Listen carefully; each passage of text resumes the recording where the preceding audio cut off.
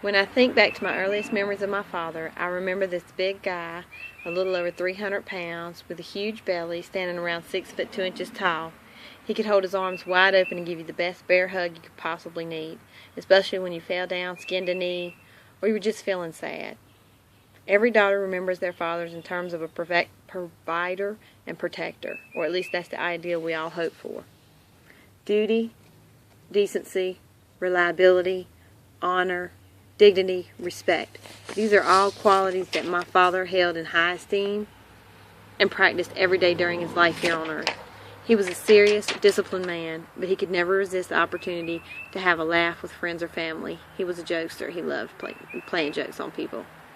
He saw a lot in his lifetime. He lived from 1920s all the way to 2000. He saw the world ravaged by war.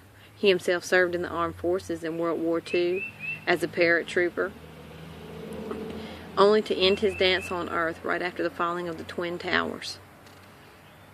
He went through the social and cultural revolution exploding around him from the 1960s. Dad was one of 10 children, 5 boys, 5 girls, who lived around Slidell, Louisiana, till he moved to North Carolina right after he got out of the war. He retired from the furniture industry, where he worked for 40 years. He moved to Texas with his only son and would pass away there. He married my mother after a terrible divorce from his first wife. Mama was 22 years younger than Dad. I figured he had a great talk game to pull her, or maybe a player. I don't know. My father had a way of seeing your future without being a psychic. He just knew things. Maybe because he had lived through so much stuff, he had a lot of wisdom. I miss him like crazy now and could use some of his wisdom in my life decisions.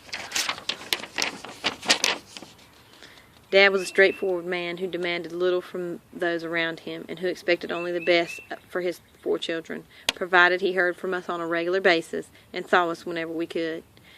He was happy with that.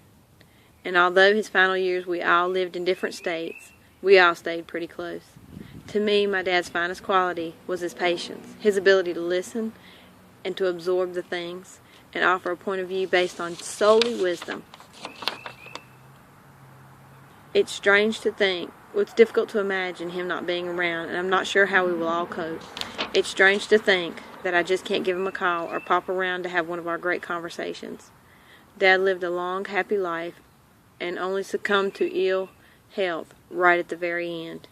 He left this world with a smile on his face while sleeping peacefully. He was an imposing figure of a man, a tall, dark, handsome character whose reassuring presence we all felt during difficult times. As we gather here today to celebrate his life, let's bid farewell and mourn the loss of a great man, a soul that brought joy and happiness to all those who knew him. May his memory live on forever.